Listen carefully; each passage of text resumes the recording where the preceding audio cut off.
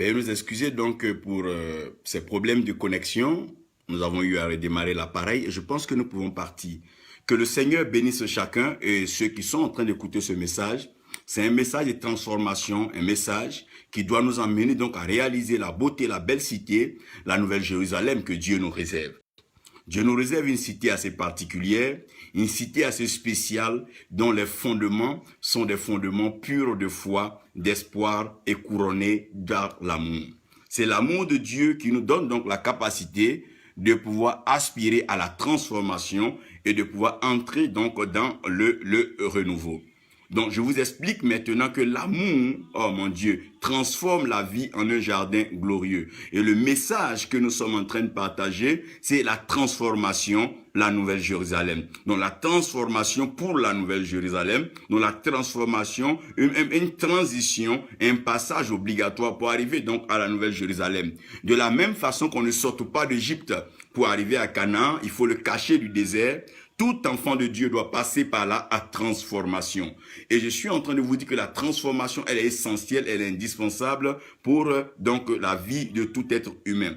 Vu que le réseau n'est pas trop favorable, nous allons aller très rapidement. Écoutez-moi parler et vous lirez les passages et les paroles bibliques après, les passages bibliques pour pouvoir donc suivre ce message. Nous avons Genèse 22, verset 13, comme c'est écrit, Apocalypse 3, 12, nous avons Apocalypse donc 21, 2, 10, et nous avons Apocalypse 13, verset 6 à 18. Je pense que le prophète Jérémie est en train de nous faire la lecture. Il nous a fait la lecture de Genèse 22. Il dit qu'Abraham donc a levé les yeux vers Dieu et Abraham a vu derrière lui comme un homme qui regarde vers Dieu arrive à voir derrière lui. Est-ce que Dieu se trouve derrière lui? Est-ce le mystère que le regard vers Dieu est en train de donner? Nous allons donc comprendre cela lorsque nous allons procéder, développer, dérouler donc ce message qui va nous faire un bon bien. Dans Apocalypse 13, il commence par dire que un pouvoir spécial sera donc donné à la bête. Et la bête va commencer donc à agiter, profaner et même proférer donc ce qu'on appelle les blasphèmes contre Dieu et arriver même à falsifier donc le tabernacle et emmener tout un peuple à être assujetti et il va pouvoir assujettir donc les langues et tous ceux qui vivent sur la terre. Il a eu d'abord combat dans le ciel, il a combattu les habitants du ciel et c'est ce que la Bible donc est en train donc d'expliquer. Je lui permets encore de pouvoir lire pour vous, pour que vous compreniez Apocalypse 3 verset 12. Je veux que qui lise Apocalypse 3 verset 12 et vous allez mieux avoir une idée de là où où le Seigneur veut nous emmener par son esprit. Elle exerçait toute autorité de la première bête. Elle exerçait toute autorité de la première bête en sa présence. Et elle faisait que la terre et ses habitants adoraient la première bête. Elle faisait que la terre et tous ses habitants adoraient la première bête. Dont la blessure mortelle avait été guérie. Dont la blessure mortelle avait été guérie. Elle opérait de grands prodiges. Elle opérait de grands prodiges. Même jusqu'à faire descendre du feu du ciel. Même jusqu'à faire descendre du feu du ciel. Sur la terre. Sur la terre. À la vue des hommes. À la vue des hommes. Et elle séduisait les habitants de la terre. Et elle séduisait les habitants de la terre. Par les prodiges les prodiges qui lui étaient donnés. D'opérer en présence de la bête. D'opérer en présence de la bête. Disant aux habitants de la terre. Disons aux habitants de la terre. De faire une image. De faire une image. À la bête qui avait la blessure de l'épée. De faire une image à la bête qui avait la blessure de l'épée. Avec la blessure de l'épée, mais qui vivait. Père, tu as l'autorité spirituelle suprême. Tu règnes dans les cieux et sur la terre, tu accomplis tes œuvres. Viens par ta parole et bénis tes enfants. Arrose-nous, aide-nous, pousse-nous, contrains-nous à la transformation. Soumets-nous à la transformation. Expose-nous à la transformation afin que la qualité, la valeur particulière que tu recherches en nous puisse se manifester maintenant et pour toujours au nom de Jésus. Amen. Je voulais que vous sachiez que Dieu a créé l'homme à son image et à sa ressemblance. Et Dieu a créé l'homme comme étant une valeur à parfaire. Donc l'homme était une valeur à parfaire et cette valeur devait être soumise donc à la transformation par le feu et c'est à partir de là que la transformation allait pouvoir être vue. Je vous ai expliqué la dernière fois que dans la stratégie de Dieu, l'esprit s'entraîne sur les eaux Mais l'esprit réserve le feu donc pour la transformation. C'est pour ça que vous avez remarqué que lorsque nous parlons donc de la fin des temps, on parle de l'étang de feu. Donc ce feu-là, il est réservé pour qui? Pour donc la désobéissance, le péché et tous ceux qui ne veulent pas donc se soumettre à la transformation de Dieu. Ceux qui connaissent la transformation de Dieu, c'est ceux qui passent d'abord par les eaux du baptême et qui ensuite reçoivent la grâce donc qui sont cooptés par l'Esprit Saint, et c'est cet esprit maintenant qui les conduit dans la marche donc de la divinité. Et ce que Dieu a créé, au commencement, Dieu créa les cieux et la terre. Et la Bible dit que la terre était informe et vide. Pourquoi? Parce que Dieu a créé le ciel. Le ciel est l'habitation de l'esprit. My God. La Bible dit Dieu siège dans le ciel. Donc Dieu, il est Esprit Saint, my God. Et Dieu siège dans le ciel. Donc le ciel, c'est le lieu de l'habitation de l'esprit, mais l'esprit peut s'exercer, s'entraîner sur les eaux. C'est pour ça à la création, l'esprit de Dieu se mouvait à la surface des eaux, et c'est quand l'esprit arrive en contact avec les eaux que l'esprit reconnaît donc le lieu de l'entraînement. J'en ai parlé la dernière fois, comme l'eau était donc le lieu, ce lieu dans lequel l'esprit pouvait se révéler facilement. C'est en cela que quand Jésus a été plongé dans les eaux du baptême, le ciel s'est ouvert et l'esprit a témoigné que celui-ci est mon fils bien-aimé en qui j'ai mis mon affection. Donc le ciel est le lieu de l'esprit. Le ciel, c'est le lieu de la spiritualité, c'est le lieu de la divinité, c'est le lieu de la perfection, c'est le lieu où tout est beau, le lieu où tout est merveilleux. La Bible parle des rues de la Nouvelle Jérusalem. Dieu a réservé les eaux en haut et Dieu a maintenu aussi les eaux en bas, parce que l'esprit se meut, l'esprit s'exerce sur les eaux. Donc Dieu s'exerce encore au ciel, travaille toujours les stratégies de transformation. Dieu amène la révélation. Chaque jour que Dieu fait, il amène une pluie, il amène une rosée, il fait couler un fleuve. C'est en cela le Seigneur dit, venez à ce jour de la grande fête, vous qui avez soif, buvez. Il ne parle pas de ceux qui ont faim, mais il parle de ceux qui ont soif. Il fait ressortir de là l'élément l'eau.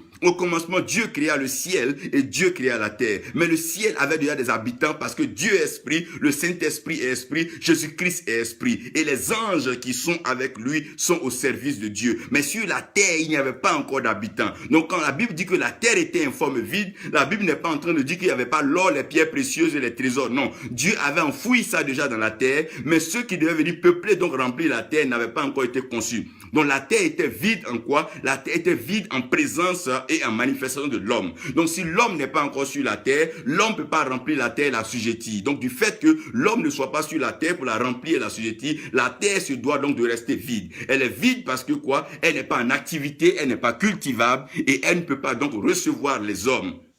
Donc, Dieu va regarder que puisque la terre était informe et vide, au-dessus des profondeurs, les profondeurs, le lieu dans lequel on conçoit, le lieu dans lequel on pense, le lieu dans lequel on réfléchit, Dieu va se rendre compte qu'il y avait les ténèbres à la surface de ce lieu-là. Donc Dieu comprend aussi que s'il y a les ténèbres à la surface de ce lieu, on ne pourra pas donc discerner, comprendre ce qui est dans la profondeur. Tout de suite, Dieu va changer le rythme et il va faire intervenir la parole. Puisque par la foi, nous comprenons que tout a été fait par la parole et Dieu va dire que la lumière soit et la parole fut. Donc chaque fois que Dieu veut renouveler quelque chose, chaque fois que Dieu veut mettre de l'ordre dans la création, Dieu procède par sa parole. Parce que l'esprit s'entraîne sur les eaux, mais ce qui change et ce qui agite les eaux, c'est la parole. C'est la parole qui a la capacité de pouvoir donc amener un renouveau, une transformation. Comme la piscine de Bethesda, elle était agitée par un ange, mais l'ange c'est le messager. Le messager transporte la parole. Donc quand on dit la piscine de Bethesda était agitée, c'est pas dans le sens de quelqu'un plongeait dedans, non. C'est une parole qui était déclarée et le premier à recevoir cette parole-là directement était guéri. Je crois que tu sois la première personne aujourd'hui à recevoir cette parole de transformation. Si c'est toi, dis je suis la première, je la reçois. Dieu est en train d'apporter une transformation, une qualité de vie, une persévérance dans la fidélité, une persévérance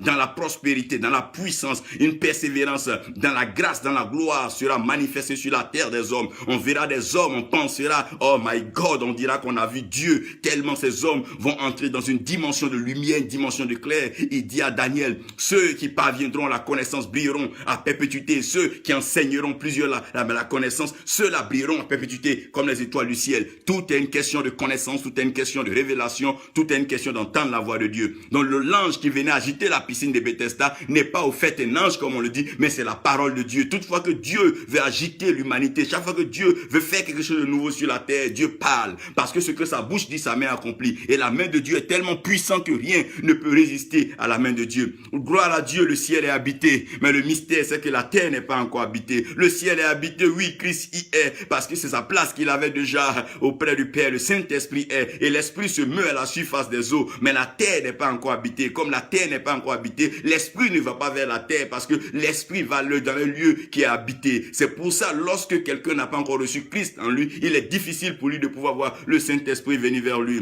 Je suis en train de vous annoncer une chose, la terre était informe et vide. Donc le référentiel ciel et terre, c'est que le ciel c'est pour les esprits, mais la terre c'est pour les hommes. Oh my God. Le ciel, c'est pour les esprits et la terre, c'est pour les hommes. Le ciel, c'est pour les esprits et la terre, c'est pour les hommes. My God. Donc, quand Dieu va créer Adam et Ève, Dieu va prendre la poussière de la terre pour dire que non, je vous tire de la terre qui est en même temps votre source, qui est votre origine et c'est aussi votre lieu d'habitation. Parce que le poisson est créé de l'eau et le poisson vit dans l'eau. Les oiseaux sont sortis de l'air. Il a demandé à ce que l'air produise les oiseaux, le vent. Donc, ça veut dire que les oiseaux vivent dans le vent. Chaque espèce vit dans sa source.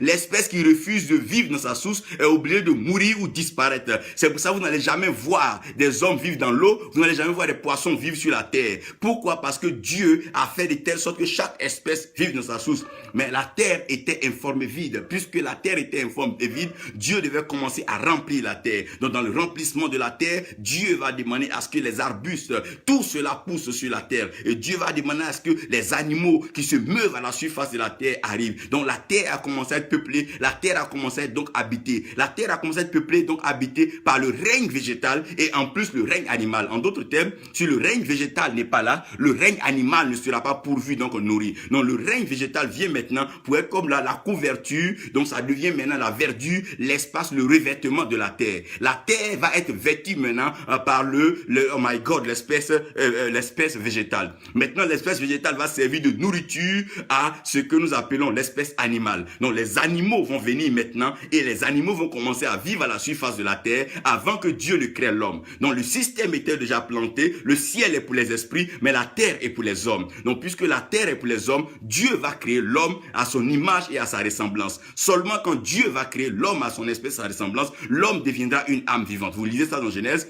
Lorsque l'homme devient une âme vivante, l'homme devient directement un être qui peut être attiré par l'esprit et comme être attiré par la chair, donc qui peut être attiré par la terre. Belle création. Donc le décor est planté, Dieu laisse le ciel pour l'esprit et il règne dans le ciel, mais Dieu envoie l'homme sur la terre pour régner sur la terre, accomplir sa volonté, réaliser le plan céleste que Dieu a sur la terre. Dieu a un modèle, une maquette, une vue particulière de la vie. Nos nations ne sont pas pensées par nos hommes. Nos nations ont été pensées, privilégiées par Dieu. Dieu a pensé la paix, Dieu a pensé le bonheur, Dieu a pensé la richesse, Dieu a pensé la prospérité, Dieu a pensé le savoir-vivre, Dieu a pensé le mariage, Dieu a pensé les déplacements, Dieu a pensé cela. Dieu les a tellement pensé bien qu'il a même sanctifié le dernier jour avant de se reposer. Et Dieu a vu que cela était bon. Puisque Dieu a prévu le ciel pour les esprits, Dieu a prévu donc la terre pour les hommes. Donc quand l'homme vient sur la terre, Dieu va commencer donc à pouvoir parler à l'homme. Il dit, sur cette terre que je t'ai envoyée, j'ai une mission pour toi. Je veux que tu d'abord, faut être fécond. La première des choses, arrive à te reproduire. Ne reste pas stagne. Non. Ne reste pas stérile. Arrive à te reproduire. Ce que tu sais de bon, reproduis en d'autres personnes. Si tu as un investissement de connaissances, investis en de plus petit que toi. Si tu as quelque chose de bon, passe-le à quelqu'un d'autre. Parce que la vie, c'est une question de reproduction. Nous devons apprendre à nous reproduire. Prophète, reproduisez-vous. Apôtre, reproduisez-vous. Évangéliste, reproduisez-vous. Docteur, reproduisez-vous. Pasteur, reproduisez-vous. Homme, reproduisez-vous. C'est un problème de reproduction. Nous devons être féconds. Nous devons nous reproduire. Nous devons accepter d'entendre qu'il y a plusieurs prophètes, plusieurs pasteurs, plusieurs apôtres. Nous devons être heureux parce que nous devons être nombreux. Nous devons d'abord avoir un nombre avant d'assujettir et de dominer. Donc quand Dieu parle de dominer, Dieu nous demande de dominer donc les poissons qui sont dans les eaux. Dieu nous demande de dominer sur les oiseaux qui sont dans les airs. Mais Dieu nous demande de dominer sur tous les animaux qui se meuvent à la surface de la terre. Oh Dieu, l'homme n'avait pas encore péché. L'homme n'avait pas encore connu le mal. Mais voilà déjà une mission fondamentale qui était donnée à l'homme. Donc l'homme devait se transcender. L'homme devait se concentrer. L'homme devait être vraiment précis. L'homme devait être occupé à travailler. Comment arriver à assujettir les poissons qui sont dans les eaux où l'homme n'est pas. Comment arriver à assujettir les oiseaux oiseaux qui sont dans les airs pendant que l'homme n'y est pas. Et comment arriver à dominer sur donc les animaux qui se meuvent sur la terre pendant que Dieu est en train de définir donc le lieu de la domination. Il dit de la même façon que je contrôle le ciel, que rien ne m'échappe sur le ciel. Dans le ciel, je veux que rien ne vous échappe sur la terre. Je veux que vous soyez au commandement. Vous devez transformer, embellir la terre. Si vous arrivez maintenant à mettre la terre en valeur, je vous apporterai quelque chose de plus glorieux, de merveilleux. C'est cette cité qui arrivera. Cette cité viendra habiter parmi vous. Je ferai de là ma demeure comme mon tabernacle. Je serai avec vous pour toujours. Ça ne sera pas seulement vos hôtels pour monter vers moi, chercher à me louer comme la tour de Babel. Non, non, non. Mais c'est moi-même Dieu, je descendrai vers vous dans ma sainteté, dans ma perfection, afin que vous puissiez donc jouir de ce bonheur, car je suis l'Éternel Dieu et je n'ai point changé. Donc Dieu est en train de préparer son plan. Mais qu'est-ce que Dieu va faire? Dieu va mettre l'homme dans un beau jardin, my God. Dieu met l'homme dans un beau jardin, Mais pourquoi Dieu crée l'homme? Et Dieu veut que l'homme domine sur les poissons, mais Dieu ne met pas l'homme sur les eaux. Pourquoi Dieu veut que l'homme domine sur les oiseaux de l'air et Dieu ne met pas l'homme dans l'air, mais Dieu met l'homme dans un jardin? Mon Dieu, d'abord comprenez qu'à la création, Dieu va prendre chacun de ces éléments pour pouvoir mettre en l'homme. Dieu va prendre la poussière de la terre. Donc en tout homme, il y a la poussière, il y a la terre. Donc l'homme, si l'homme arrive à dominer sur lui-même, il domine sur la terre. Et Dieu va prendre cette terre-là, mettre de l'eau pour avoir l'argile, donc la boue. Donc ça veut dire que l'eau qui est en l'homme doit pouvoir dominer, contrôler cette eau. Et Dieu a soufflé en l'homme le souffle de vie, c'est le vent. L'homme doit pouvoir dompter, contrôler ce vent qui est le souffle de vie qui est en nous. Et après, Dieu a béni l'homme par sa parole qui est un feu dévorant. Donc Dieu ayant créé l'homme, Dieu va mettre l'homme dans un jardin, mon Dieu. Dieu met l'homme dans un jardin, mais dans ce jardin, Dieu parle plutôt des herbes. Dieu va plutôt parler de l'espèce végétale. Il va lui dire que dans ce jardin, il y a des arbres. Donc dans ces arbres que tu vas voir, tu vas te rendre compte qu'il y a des arbres qui sont bons à manger. Il y a des arbres qu'il y a un seul arbre que tu ne toucheras pas du tout, et il y a un autre arbre qui donne totalement la vie. Donc dans l'espèce végétale, tu dois comprendre que il y a ce qui est autorisé, il y a ce qui est interdit, et il y a ce qui est précieux et fondamental. Dieu était en train de montrer par les trois types de jardins que en l'être humain, il y a ce qui donne la vie qui est l'esprit, il y a ce qui peut mourir ou qui peut vivre, qui a des interdits qui est l'âme, et il y a celui que tout le monde peut jouer avec qui est la chair et qui est le corps. Donc dans le jardin, Dieu est en train de donner un message, expliquer la création à l'homme qui l'homme est. Donc si l'homme arrive à comprendre la différence entre les arbres du jardin, alors l'homme pourra maintenant arriver à comprendre ce qui lui arrive. Puisque l'homme a été créé à l'image de Dieu, l'homme doit donc aller prendre l'exemple, le modèle, l'école de Dieu pour se connaître. Donc l'école que Dieu avait placée, c'était le jardin. Mais avant que l'homme ne vienne, il n'y avait pas encore de pluie qui était tombée. Il y avait une vapeur donc qui montait de la surface de la terre, qui produisait une certaine chaleur et qui arrosait donc la terre. Mais Dieu a vu que l'homme était là et Dieu a commencé à faire venir la pluie. Quand Dieu a commencé à faire venir la pluie, l'homme avait déjà la mission et donc le mandat de Dieu. L'homme avait cette promesse de la part de Dieu, dominer donc sur les poissons des eaux, les oiseaux des airs et les animaux de la terre. Mais dans le jardin, le problème c'est que l'homme doit comprendre d'abord l'espèce végétale. Mais dans la compréhension de l'espèce végétale, je vais vous expliquer l'espèce végétale est aussi pour l'espèce animale. Il y a quelque chose de particulier qui va se présenter dans le jardin. C'est qu'il y a un animal qui va se présenter dans le jardin. Et la Bible dit que le serpent est le plus rusé de tous les animaux. Le serpent est le plus rusé de tous les animaux. Soulignez bien animaux. Donc le serpent est le plus rusé de tous les animaux des champs que l'Éternel Dieu avait créé. My God. Donc vous devez comprendre maintenant que dans le jardin où l'homme doit pouvoir vivre heureux, quelque chose d'étrange va arriver. Dieu met l'homme dans un jardin où il y a les végétaux, mais voilà maintenant qu'en dehors des végétaux, des animaux, un animal arrive dans le jardin. Si c'était seulement une affaire des végétaux, l'homme pouvait comprendre. Si c'était une affaire des feuilles, des salades, si c'était seulement les tomates, les crudités, l'homme pouvait comprendre. Mais nous avons compris maintenant qu'en plus donc de la verdure, de tout ce qui était beau que les arbres donnaient, les animaux rentrent dedans. Lorsque les animaux entrent en ligne de compte, la vie devient plus dangereuse. Si vous regardez un peu bien le film de Tarzan, ce n'est pas la forêt qui a le problème, ce n'est pas la brousse qui a le problème, mais c'est les animaux qui vivent dans la brousse qui posent le problème. C'est pas le jardin de d'Éden qui est un problème. Non, ce n'est pas notre belle cité qui est un problème. Ce n'est pas nos nations qui sont des problèmes. Ce n'est pas la terre africaine qui est le problème. Ce n'est pas la terre américaine. Ce n'est pas le monde qui a le problème. Mais c'est ces animaux qui y vivent. Des hommes qui ont perdu tout sens d'humanité et qui sont entrés, oh my God, en alliance avec l'animal. L'autre nom de l'animal, c'est ce qu'on appelle la bête. Suivez-moi bien.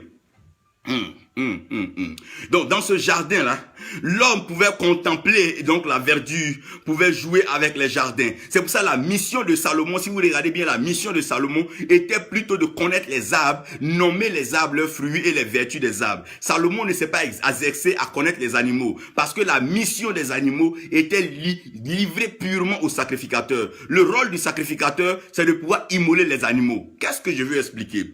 Dieu fait entrer Abraham dans une autre dimension. Abraham arrive à une dimension de l'alliance de Dieu et Abraham doit apprendre à connaître Dieu et manifester la divinité, la grâce élevée que Dieu a mis sur sa vie. Dieu va dire à Abraham, alors Abraham, je t'invite sur une montagne qui est donc la montagne de Morija. Si je t'invite sur la montagne de Morija, je veux que tu viennes à cette montagne, mais ne viens pas seul. En venant à cette montagne, viens avec ton fils, viens avec Isaac, viens avec un être humain, viens avec un homme, viens avec lui sur cette montagne. Et quand tu arriveras sur cette montagne-là, alors tu vas sacrifier l'enfant. Quand tu vas me sacrifier l'enfant, alors moi, Dieu, je serai glorifié. Et je te saurai que Abraham, tu m'aimes. Abraham va directement se lever de bon matin et il va monter donc à la montagne de Morija. Quand Abraham va arriver à la montagne de Morija, il va laisser ses serviteurs en bas. Vous connaissez toute l'histoire, je n'ai pas besoin de revenir là-dessus. Abraham va monter donc avec Isaac. Arrivé au lieu, maintenant, Isaac va dire, mais père, je suis pas en train de comprendre une chose. Je vois tout ce qu'il faut pour le sacrifice, c'est vrai. Je vois le couteau, je vois le bois, tout ce qui est là. Mais non, je vois le bois, mais je ne vois pas l'animal. Je ne vois pas l'animal. Je ne vois pas l'animal que nous devons sacrifier. Donc, père, dis-moi. Sommes-nous venus à cette montagne pour faire quoi? Abraham dit, ne t'inquiète pas. L'Éternel se pourvoira lui-même l'agneau pour le sacrifice. Donc Abraham est en train de parler de l'agneau pour le sacrifice. Mais avant qu'Abraham ne se rende compte, il a déjà attaché Isaac. Oh my God. Abraham a attaché Isaac. Quand il a attaché Isaac, il a mis Isaac sur l'autel. Lorsque Abraham a mis Isaac sur l'autel, Abraham devait maintenant tuer. Oh my God. Abraham devait tuer Isaac. Abraham devait tuer Isaac. Par moment, comprenez que quand vous êtes en train d'accomplir la volonté de Dieu, vous êtes allé traverser par des idées qui vous font croire que c'est en dominant les autres, en marchant sur les autres frères, en écrasant les autres doctrines, les autres religions que vous serez puissant. Non, non, non. C'est pas comme ça que vous allez arriver au sommet. Non, non, non, non. Au moment où Abraham s'apprêtait à exécuter ce qu'il avait entendu de la part de Dieu, Dieu va renouveler sa parole pour dire, non, non, Abraham, je sais maintenant que tu... Abraham, je voulais juste faire une preuve. Je voulais que tu me prouves que tu m'aimes, parce que c'est l'amour qui transforme. Tant que tu ne m'aimes pas, tu ne peux pas être transformé. Même si tu marches avec moi toute la vie. Tu peux vivre toute ta vie dans une église. Tu peux vivre toute ta vie dans un temple. Peu importe le lieu de prière. Si tu n'aimes pas le Dieu, tu ne seras pas transformé parce que tu ne pourras pas faire des concessions. Tu ne pourras pas faire des ajustements et des aménagements pour pouvoir avancer. Tu ne pourras pas te gérer, te contenir, te retenir et souvent te priver de certaines choses pour avancer. Nous avons besoin d'arriver à une dimension où nous aimons Dieu. Abraham a prouvé son amour pour Dieu. Abraham avait le couteau au moment où Abraham devait enfoncer le couteau. Abraham devait enfoncer le couteau. Maintenant, la voix de Dieu se fait entendre. Abraham, arrête. Même quand tu es en train de réussir dans ton succès, écoute toujours la voix de Dieu parce que le même Dieu qui te fait réussir, c'est le même Dieu qui va te faire maintenir ton succès. Le plus important n'est pas arriver au sommet, mais c'est de se maintenir au sommet et toujours garder la position élevée vers la gloire. Il dit, nous emmènera de gloire en gloire et il nous emmènera de succès en succès. Nous sommes fatigués des gens qui sont sur le sommet, qui tombent demain et qui n'arrivent plus à se relever. Il y a une question de se maintenir. C'est pour ça, ne fais pas du faux, ne force pas les pas, ne viole pas les étapes pour arriver au sommet. Laisse Dieu t'inviter. Abraham n'est pas allé à Morija de lui-même, il a été invité par l'amour de Dieu. Abraham a attaché l'homme et l'homme s'est laissé attacher. Mais au moment où Abraham doit crucifier, Abraham lève les yeux. Quand Abraham lève les yeux, il lève les yeux vers le ciel. La Bible dit que Abraham lève les yeux vers le ciel, mais il voit le bélier derrière lui. My God. Un homme qui veut pouvoir comprendre Dieu doit revenir à la Genèse. Avant de courir pour proclamer l'Apocalypse, avant de courir pour proclamer la fin, avant de commencer à proclamer les guerres, proclamer les pandémies, proclamer les destructions, revenez à l'origine, comprendre que Dieu a fait l'homme par son amour. Et par son amour, Dieu n'abandonnera pas l'homme, Dieu n'abandonnera pas l'humanité, Dieu n'abandonnera pas ce monde. Il tient le monde dans sa main, il nous tient entre ses mains comme ses enfants. Parce que Dieu a cette responsabilité de nous emmener à la transformation. Qu'on veuille ou pas, tôt ou tard, un jour ou l'autre, les genoux fléchiront et la langue confesseront que Jésus-Christ est Seigneur. Parce que Dieu tient à cette transformation, cette perfection qu'il a mis en nous, elle finira par apparaître. Et la lumière qui est en lui explosera, jaillira de nous. Dieu nous a créés à son image image et à sa ressemblance.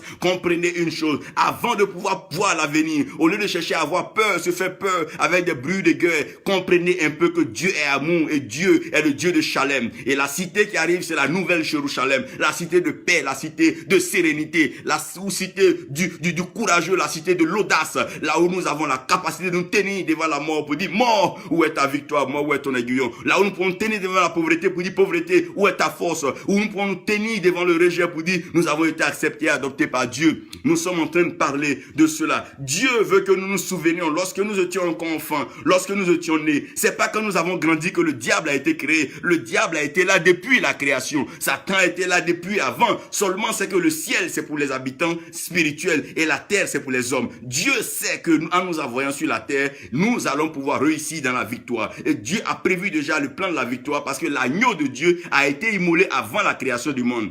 Donc Abraham dit à son fils que Dieu se pourvoira l'agneau du sacrifice. En d'autres termes, Abraham veut dire à son fils que si je regarde derrière moi, dans le commencement, Dieu avait déjà immolé l'animal. Ça veut dire que l'agneau de Dieu avait déjà été immolé. L'agneau dont les vieillards parlent dans l'Apocalypse, donc, qui est digne de recevoir donc puissance, richesse, sagesse, force, honneur, gloire et louange. L'agneau avait été immolé avant la fondation du monde. Tant que tu n'as pas une vue claire de ce que Dieu a fait dans le passé, tu ne pourras pas faire tu n'auras pas une vue claire de ce que Dieu fera. Un prophète doit s'instruire dans les Écritures. Un serviteur de Dieu doit s'inscrire dans les Écritures. Avant de commencer à dire des paroles qu'on veut, avant de commencer à raisonner, déraisonner, à annoncer des hérésies et proclamer des paroles, nous devons nous inspirer de ce que Dieu a fait auparavant. Dieu a vu l'homme arriver à un niveau de méchanceté, mais ça n'a pas changé l'amour de Dieu. Dieu est en train d'expliquer une chose à Abraham. Il dit, Abraham, tu as pu lier un homme. Mais moi, j'ai lié un bélier. Oh Dieu. Abraham, toi tu as pu lier un homme, non, mais moi j'ai pu lier un bélier. Quand on parle du bélier, voyez l'animal, voyez l'espèce de l'animal. Le bélier a ses cornes, c'est avec ces cornes là que le bélier fonce, c'est avec ces cornes que le bélier attaque, c'est avec ces cornes que le bélier se défend. Dieu veut dire à Abraham, avant d'arriver à traiter avec l'humanité, tu dois arriver à sortir l'animosité qui est en l'homme. Oh my God, un beau jardin avec une visitation étrange. Aujourd'hui, ce qui est en train de détruire l'homme, avant même d'arriver au péché, c'est l'animosité. L'animosité ne peut pas être domptée. L'homme ne veut pas dompter l'animosité. L'animosité est en train de prendre le dessus sur la création. Les hommes sont en train de vivre l'espèce animale. Des choses que les animaux refusent de faire. L'homme commence à le faire. L'homme devient un loup pour l'homme. L'homme devient un lion pour l'homme. L'homme commence à tuer des crimes rituels, tuer des enfants, tuer des vierges, tuer des femmes, tuer des hommes. Ça, c'est l'animosité. C'est seulement dans la jungle que tu peux voir de tels dégâts. Mais comment se fait-il que parmi les hommes, l'animosité est arrivée? Donc quand Dieu les a mis dans le jardin, ils n'ont pas fait attention, mais c'est un animal, c'est une bête, c'est le serpent qui est arrivé. Tant que l'homme n'arrive pas à comprendre l'animosité et dompter l'animosité, le côté humain sera étouffé, détruit, et avant même que l'homme n'entre dans la divinité ou dans la spiritualité, l'homme ne sera plus. Donc l'âme de l'homme ne doit pas revenir à l'espace animal. Dieu veut dire à Abraham, toi tu as attaché l'homme. Ce qui est humain est de vous, mais ce qui est animal doit être banni de vous. Regardez l'animosité des hommes qui vont avec des hommes. Quelle pensée animale. Des femmes qui vont avec des femmes. Regardez bien, aujourd'hui, pour même une pièce de 200 francs, des nations brûlent pour juste un peu d'huile. Des nations brûlent pour juste un peu de pétrole. Des guerres à ne pas en finir. Juste pour choisir même un chef et un responsable. On doit s'asseoir sagement, voir celui qui a les qualités, mais pour ça, on s'entretue. Regardez comment l'homme est devenu plus pire. L'homme est devenu pire que l'animal. L'animosité, il fallait que Dieu attache le bélier pour dire à Abraham qu'il faut que l'animosité quitte parmi vous. Regardez ce que les filles de Lot s'en vont faire. C'est de l'animosité. Regardez au temps de Noé, c'est de l'animosité. À Caïn qui s'élève, qui tue son propre petit frère. Quelle animosité. Celui qui n'a pas appris à dompter, à voir Dieu assujettir l'animal qui en lui grandira comme une bête.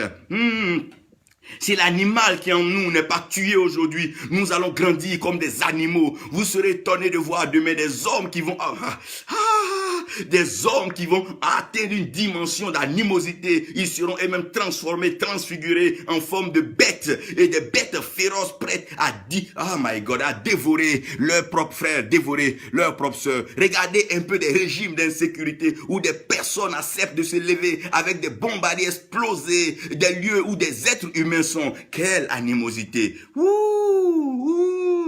Quelle animosité! Quelle animosité! Quelle animosité! Le règne animal, l'animal est en l'homme. Vous allez voir que tout homme à un certain moment de sa vie va prendre la forme d'un animal. Et il va prendre la forme de cet animal. Mais si les valeurs que l'animal peut apporter à l'homme ne peuvent pas permettre à l'homme de pouvoir entrer dans la divinité et dans la haute spiritualité. L'homme animal ne comprend pas les choses de l'esprit. L'homme qui est poussé par les choses l'homme qui est animal peut pas comprendre les choses de Dieu. Sa pensée n'est pas renouvelée et son cœur n'est pas circoncis. Parce qu'il pense que tout est une question de jungle. Aujourd'hui, c'est ce que nous remarquons dans nos églises. Une concurrence qui n'a pas de place, une compétition qui n'a pas de place, une jalousie qui n'a pas de place, des pasteurs qui empoisonnent d'autres pasteurs, des pasteurs qui jalousent d'autres pasteurs. Regardez l'animosité. À quel niveau l'animosité est arrivée? Dieu est en train de dire à Abraham, laisse l'homme. L'homme d'abord n'est pas le problème où nous sommes. C'est une question d'animosité. Ce qui se passe aujourd'hui, c'est un problème d'animosité. D'animosité. Un fils qui brandit un fusil contre son propre père. Une fille qui brandit un couteau à la tente de sa propre mère. Quelle animosité! Et aujourd'hui, l'animal est en train d'être nourri par quoi? Ce plaisir vicieux qui est en train de passer sous les yeux coupables de l'humanité. L'homme regarde cela et maintenant, la terre est devenue un lieu d'incertitude. Tu ne sais même plus où être à l'abri. Tout le monde a peur de tout le monde. Tout le monde se méfie de tout le monde. On fait semblant d'avoir du blanc, mais tout est gris, tout est sombre. Et la vie devient difficile, la complication avance, les hommes meurent, les enfants meurent, les vieillards meurent. Il n'y a plus de droit d'aînesse, il n'y a plus rien. Tout le monde est pressé. Quel rôle, quel sens animal. Quel sens animal. Mais comprenez bien que Dieu a toujours besoin de quelqu'un pour retenir l'animosité. Quelqu'un doit retenir ce qui est mauvais. Il doit retenir, attraper ce qui est mauvais pour que ce qui est bon puisse vivre. Oh mon Dieu. Regardez le buisson. Le buisson a retenu le bélier. Le buisson l'a pris par ses cornes. Tout bélier qui a des cornes contre ta vie, toute animosité érigée contre ta vie, toute animosité de la sorcellerie, Dieu va bloquer, maintenir les cornes aujourd'hui par le sang de Jésus. Les cornes ne pourront plus rien te faire. Tu ne seras plus poursuivi, détruit par les cornes de l'animosité qui est en toi. Au lieu d'accuser le diable qui est à l'extérieur, regarde l'animal qui est en train de te tuer à l'intérieur. Regarde l'animosité qui est en train de grandir en toi. Cette cupidité, cette jalousie, cette méchanceté. Toi qui n'avais rien hier, aujourd'hui tu as un peu pour vivre. Tu veux toute la tête de la fortune de la terre. Qui es-tu devenu? Animal. Animal. Un homme sans frein, un homme sans limite, un homme sans repère, un homme sans considération, un homme sans discernement. C'est ça l'animal. Qui se tend lui-même son propre piège par son appétit et demain son ventre il est tout obèse et il meurt. L'animosité. L'animosité. Alors que nous avons plein de feuilles, le règne végétal tout doux qui apporte la guérison, apporte les médicaments et qui apporte la solution au problème. Et Dieu a retenu le bélier par ses cornes dans un buisson. C'est pour ça que quand Moïse a vu le buisson pouvait brûler mais ne pouvait pas être consumé. Si ta vie peut retenir la gloire de Dieu, si ta vie peut retenir le bonheur de Dieu, la maladie, l'animosité des hommes ne pourra pas te détruire. Les hommes vont te faire du mal, mais tant que ton cœur est pour Dieu, tu ne pourras pas être consumé. Le buisson a retenu le bélier. C'est pour ça que le buisson ne pouvait pas être donc consumé. Si ta vie peut bâtir un temple pour Dieu, si ta vie peut soutenir des personnes dans le besoin, si ta vie peut faire du bien à la veuve, à l'orphelin, si ta vie peut servir à faire avancer l'œuvre de Dieu, je vais t'annoncer aujourd'hui comme un buisson, le feu passera mais tu ne seras pas consumé. Le feu passera mais tu ne seras pas consumé. Le feu passera mais tu ne seras pas consumé. Si Dieu n'a pas laissé le buisson qui a retenu le bélier, c'est pas toi qui seras consumé. Les hommes n'ont qu'à atteindre leur niveau de méchanceté, les hommes n'ont qu'à atteindre leur niveau d'infidélité, mais Dieu va préserver ta vie. Aucune maladie incurable n'entrera en toi, aucune séduction ne pourra t'ébranler, mais tu vas vivre dans le bonheur. Parce que Dieu a toujours un faible reste des gens que Dieu préserve, que Dieu garde dans son amour. Dieu a préservé, oh my God, ce buisson. Et il est en train de rappeler à Moïse que le jour qu'Abraham était dans le dilemme, où c'était compliqué, c'est le buisson qui a aidé Abraham à pouvoir donc maintenir l'animosité qui était le corne du bélier. C'est pour ça ce buisson, je le maintiendrai toujours. Dieu se souvient de ceux qui sont prêts pour lui. Dieu est prêt à avancer avec ceux qui sont prêts à accepter que lui seul Dieu soit glorifié dans leur vie. Regardez maintenant, et le règne animal est en train de détruire l'homme. C'est pas l'homme qui a le problème, mais c'est l'animal qui est en l'homme qui dort. Ce n'est pas l'homme, mais c'est le serpent vicieux qui est en l'homme qui est en train de le détruire. C'est pas l'homme, mais c'est ce lion ravisseur, jaloux, qui est prêt à dévorer, s'asseoir sur n'importe quel... Oh my God, c'est lui qui devient le problème. C'est qui le problème? C'est cette âne qui est l'âne qui est prêt à donner des coups de pied à tout le monde. Jésus a dit, mais détachez l'ânon. Vous voyez, dans le ministère, c'était une question des animaux, mais non, c'est l'animosité que Dieu est en train de traiter. Quand est-ce que l'animosité va disparaître dans nos lieux de prière, à être jaloux au jour de réjouissance d'un frère ou d'une sœur, comme si Dieu avait mal fait de bénir les personnes, à commencer à ergoter, à bavarder, à critiquer sur des choses pendant que l'animosité dort au fond de toi. Quand est-ce que tu vas confronter l'animal qui est en toi pendant que le buisson l'a retenu? Christ est venu pour enlever l'animosité, la méchanceté, la haine, ces choses qui sont en l'homme, afin de redonner la liberté à l'homme. Parce que l'animosité a maintenu l'homme en captivité. Depuis le jour où Ève a écouté l'animal, le serpent, l'animosité est rentrée en l'homme. L'animosité est rentrée dans certaines personnes. Des personnes entrent dans des crises, dans des transes féroces et elles sont prêtes même à commettre des crimes. Quand tu regardes les enquêtes impossibles, tu te rends compte que des gens pour commettre des crimes sans raison, sans but ni rien, ils savent même pas pourquoi ils l'ont fait. Juste à cause de quoi? L'animosité. À cause de cette animosité, des nations brûlent, des peuples sont appauvris. À cause de cette animosité, des cerveaux meurent. À cause de cette animosité, des gens fuient les terres paisibles. À cause de cette animosité, il n'y a plus de paix, il n'y a plus de quiétude. Chaque jour, en dormant, tu te prépares. Est-ce que demain tu te réveilleras? À cause de l'animosité des hommes, à cause de la méchanceté, la haine des hommes. Mais Dieu, dans Apocalypse, regardez bien, dans Apocalypse, Dieu va dire dans Apocalypse 13, il dit, celui qui va faire tout ça là, portera la marque de la bête. Quand on parle de la bête, on parle de l'animosité. Ne cherchez pas 20 choses, ne cherchez pas à m'expliquer ça par autre chose. La bête, quand on dit quelqu'un, c'est la bête, c'est l'animosité. C'est quelque chose, c'est un système animal. Un système animal. Regardez, quand un homme peut prendre un couteau, égorger un autre homme, ça c'est très bête. Quand un homme qui est déjà très riche va tuer des pauvres pour prendre leur petite terre, ça c'est très bête. Ça s'explique pas. D'aucuns te diront que c'est le profit, c'est l'opportunité, mais revenons ici, la vérité c'est que ça c'est bête. C'est en cela même que Nathan a confronté David, dit, mais un homme qui a autant de femmes, comment peut-il prendre la seule femme qu'un autre a si c'est pas l'animosité? Et l'animosité est en train de tuer même le roi David. Oh my God. Heureusement que c'est un homme qui aimait Dieu. Est-ce qu'on trouvera encore des gens qui aiment Dieu dans ce monde animal?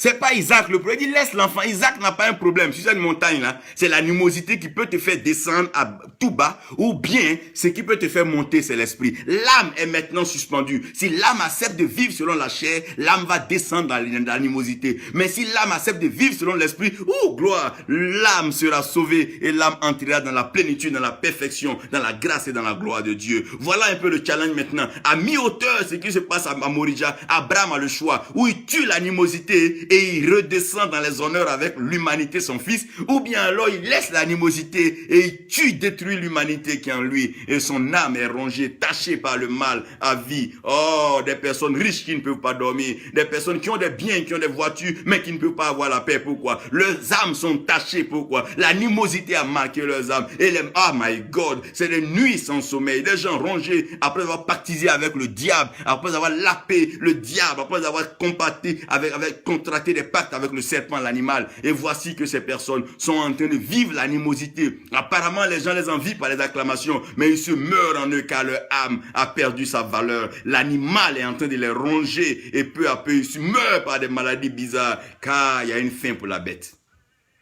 Oui, il y a une fin pour la bête. Il y a une fin pour la bête, pourquoi? Parce que le bélier est parti là-bas sans qu'Abraham ne l'invite. C'est-à-dire que l'animosité est rentrée en nous sans que nous ne l'invitons. Le serpent est rentré dans le jardin sans qu'Adam et Ève l'invitent. Dieu ne l'avait pas invité. Ce qui se présente, ce qui apparaît, disparaîtra un jour. Ça veut dire que le Fils de Dieu est paru afin de détruire les œuvres du diable. Les œuvres de la bête seront détruites. Elles ont été détruites à la croix à Golgotha. Christ est paru afin de détruire les œuvres de la bête. L'animosité, la méchanceté va disparaître. Un jour, vous verrez ces choses-là. Vous n'entendrez plus parler. L'homosexualité, la bestialité, la zoophilie, tout ça, vous n'entendrez plus parler. Pourquoi? Parce que l'animal en l'homme va mourir. Et quand l'animal en l'homme va mourir, un être nouveau va sortir. Et cet être nouveau sorti, ça sera le nouvel homme. Et ce nouvel homme-là aura sa tendance en spirituel. Ce nouvel homme va sortir progressivement de la dimension humaine pour rentrer dans la spiritualité. C'est là alors que la vie de l'homme commence.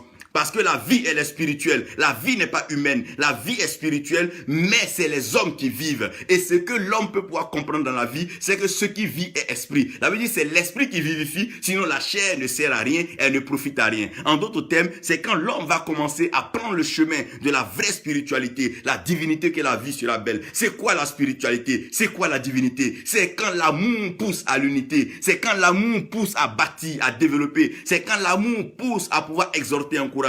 C'est quand l'amour pousse à pouvoir juger droit. C'est quand l'amour pousse à pouvoir comprendre, à pouvoir entendre et pouvoir interpréter le son de l'esprit. C'est lorsque l'animosité est détruite et alors que l'humanité commence à pencher maintenant vers la divinité. C'est pour ça que Dieu a voulu que Abraham traite d'abord avec le bélier avant de s'en prendre à Isaac. Isaac, c'est un homme, mais va traiter d'abord l'animosité. Dans le jardin, c'est pas un homme qui a parlé à Ève, c'est un animal qui a parlé à Ève. Pendant qu'un animal parle à Ève, Dieu comprenait une chose. Dieu veut détruire l'animosité qui est en nous. Comme ça, tout le système, il a amené ça, il a appelé la bête. Quand on parle de la bête, c'est l'animal qui est en nous. Ce qui nous fait envier, convoiter, jalouser ce qui est dans la main des autres. Cet animal qui fait qu'on ne peut pas célébrer le succès des autres. Cet animal qui fait qu'on pense qu'on doit déposséder les gens de ce qu'ils ont. Cet animal qui nous amène non pas à nous combattre nous-mêmes, mais à combattre les autres. Cet animal qui nous amène à ne pas nous remettre en question, mais de remettre les questions, à remettre les autres en question.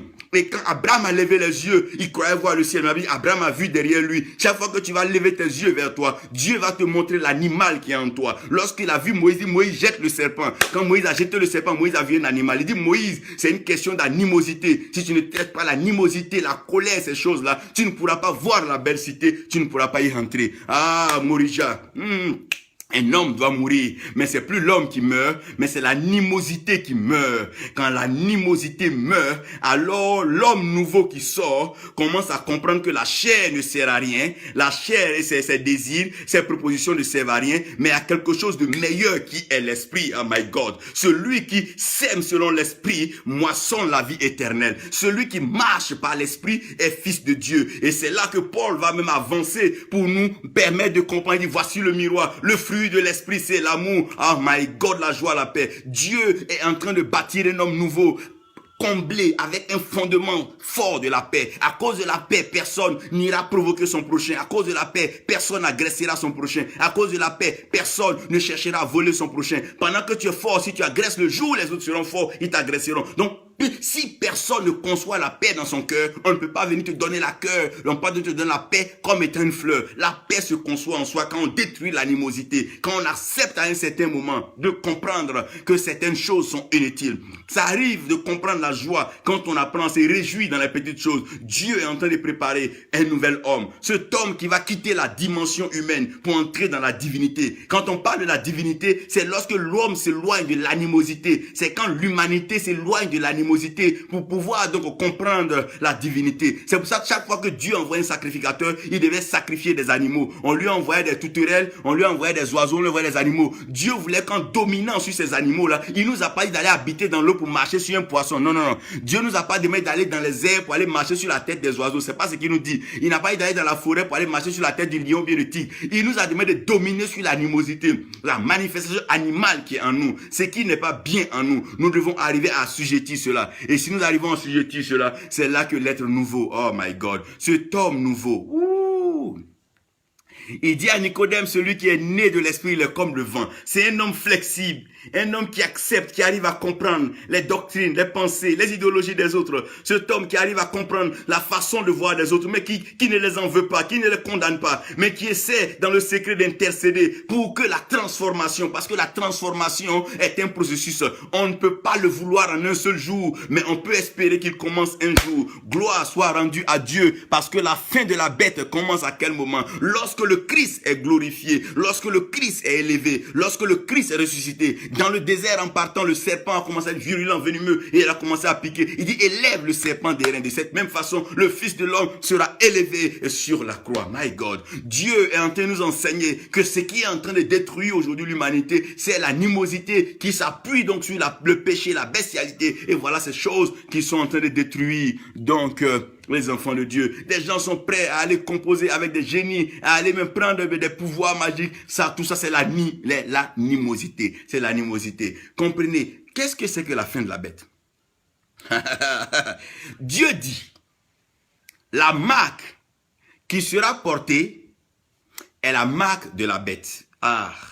Mais, celui qui a de l'intelligence, quand on parle d'intelligence, comprenez que Paul a dit de renouveler notre intelligence. Donc, il y a l'intelligence innée avec laquelle nous venons.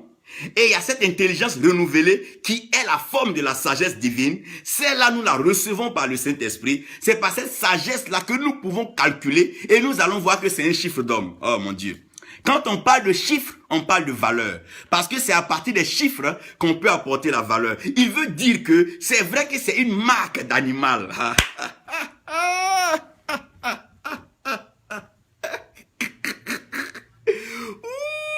Il dit c'est une marque d'animal, c'est une pratique d'animal, c'est une façon des animaux. Mais celui qui est intelligent, qui se laisse conduire par l'esprit, mon Dieu, il lit et il voit que c'est un chiffre d'homme. Regardez, lorsque tu regardes la prison dans laquelle Joseph était, c'est comme l'animosité. On va dire, mais non, comment il peut sortir avec, il cherchait la femme de Potiphar. C'est une forme d'animosité. Mais celui qui a l'intelligence, il comprend que c'est un chiffre d'homme. Ça veut dire c'est la valeur pour élever un homme. Voilà que Pharaon va faire un rêve et Joseph sera élevé. Tout ce qui se passe autour de toi, l'animosité des hommes, la méchanceté des hommes, ne cherche pas à voir la marque de la bête, mais calcule la valeur de l'homme. C'est une valeur, oh my God, c'est le chiffre de l'homme. C'est le chiffre.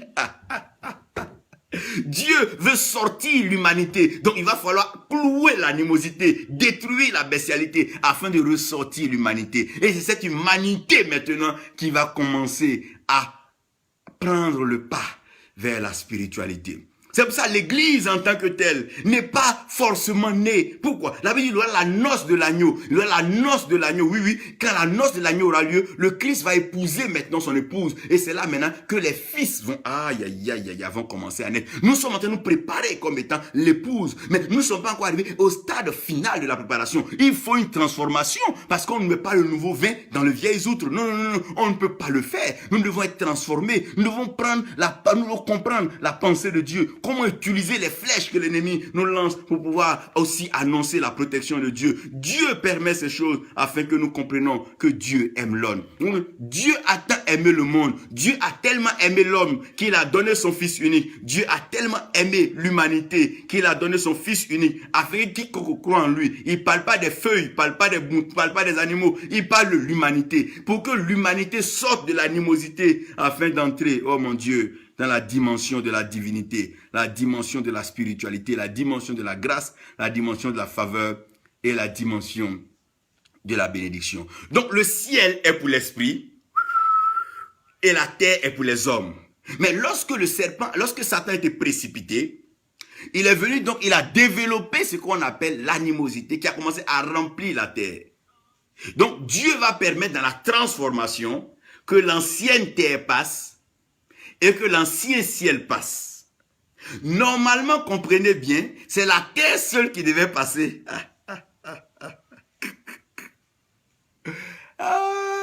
Seigneur, c'est la terre seule qui devait passer, puisque le ciel, depuis que Lucifer a été chassé du ciel, il n'y a pas de désordre, tout est ordonné. Non. Mais, si tu prends un bon vin, que tu le mets dans une vieille outre, tu trouveras toujours un mauvais produit. Donc, puisque c'est le même ciel qui a assisté l'animosité se faire sur la terre, en d'autres termes, la Bible dit que si ton frère pêche, que tu ne lui rappelles pas son péché, que lui, il reste dans son péché qui meurt, lui aussi il sera puni, mais toi aussi le châtiment tombera sur toi. Le ciel a regardé la terre se remplir d'animosité. Ce ciel qui était là a vu le méchant tué, a vu l'impudique détruit, a vu l'infidèle gâché. Ce ciel a été témoin, alors que la Bible dit que Dieu exaucera le ciel exaucera la terre et la terre exaucera donc par le blé et le mou. Donc le ciel a regardé les innocents tués, le ciel a regardé la veuve être appauvrie, le ciel a regardé cela. Donc l'ancienne terre et l'ancien ciel passeront. Pourquoi? Parce qu'il y a une question d'un système ciel et terre. Dieu veut faire venir une nouvelle cité, mais une cité qui ne sera pas coupable. Dieu veut envoyer une cité qui n'a pas de marque de vieillesse, d'ancienneté, une cité qui n'a pas de cicatrices de la méchanceté, de la haine, une cité toute pure qui a été touchée, façonnée par la spiritualité. Cette cité vient d'en haut, elle ne vient pas d'en bas, elle vient du lieu de la perfection. Paul dit, tout don excellent parfait vient du ciel. Dieu parle de cette nouvelle Jérusalem. Ah, my God. La cité de la divinité, la cité céleste, la cité belle, dans laquelle les fils de Dieu qui se seront détachés de l'animosité, qui auront emprunté le pas de la spiritualité, vivront sans toutefois considérer des doctrines, des religions, mais qui vont vivre dans la vérité, dans la lumière et dans la sainteté. Dieu prépare cette nouvelle cité. Dieu est en train d'amener cette nouvelle cité. C'est une question de transformation. Quand tu penses qu'une belle chose arrive, tu te prépares de façon belle à cette belle chose. On ne s'habille pas avec de toutes sortes d'habits pour aller là où on doit partir. En fonction de la dimension de la cérémonie, le vêtement est de taille. Sachez que la cité qui arrive vers nous n'est pas une cité façonnée par les doctrines des gens, des hérésies des gens, des témoignages et des pensées des gens. Non, c'est une cité qui vient d'en haut. Et cette cité-là, elle vient pourquoi? Parce qu'une nouvelle terre est placée et un nouveau ciel aussi est ouvert. Le ciel s'ouvre. Quand on parle d'un nouveau ciel, on veut dire l'ancien ciel a été ébranlé. Un nouveau ciel, oh my God. On parle d'une nouvelle ouverture. Le premier ciel et la première terre ont vu ce qu'on appelait la loi. C'est par cette loi que l'homme a multiplié l'animosité. Et maintenant, le nouveau ciel et la nouvelle terre voient la grâce de Dieu, l'amour de Dieu, la paix de Dieu, la joie de Dieu se manifester. C'est dans cette ambiance, dans cet environnement que la nouvelle Jérusalem arrive du ciel.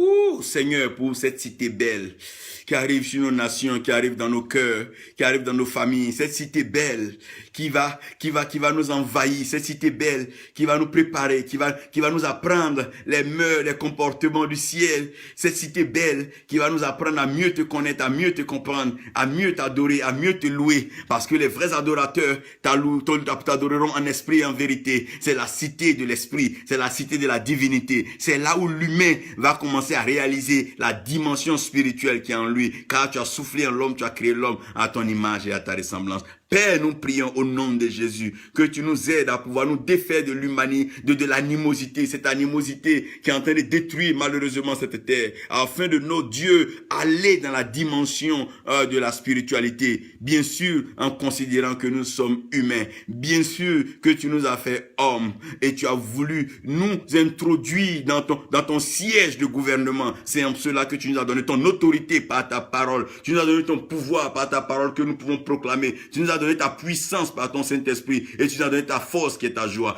Père, donne-nous de pouvoir avancer. Père, donne-nous de pouvoir te comprendre afin que la bête n'ait pas son pouvoir sur nous. Comment pour des billets d'argent fabriqués par des hommes peuvent se tuer. Ça, c'est des images, c'est des marques. C'est pour ça que tu diras qu'on viendra acheter, manger, boire sans argent. Parce que ce qui va nous toucher maintenant, c'est le cœur. Celui qui en a nous donnera volontairement à son frère. La générosité va renaître entre les hommes et le bonheur va revivre encore. La communion fraternelle va revenir, la considération, cette solidarité va revenir. C'est la cité, la nouvelle Jérusalem. C'est ce nouveau ciel, cette nouvelle terre que nous attendons. Père, nous bénissons ton Saint-Nom parce que tu le fais maintenant au nom de Jésus. Amen. Que Dieu vous bénisse, que sa grâce repose sur vous au nom de Jésus.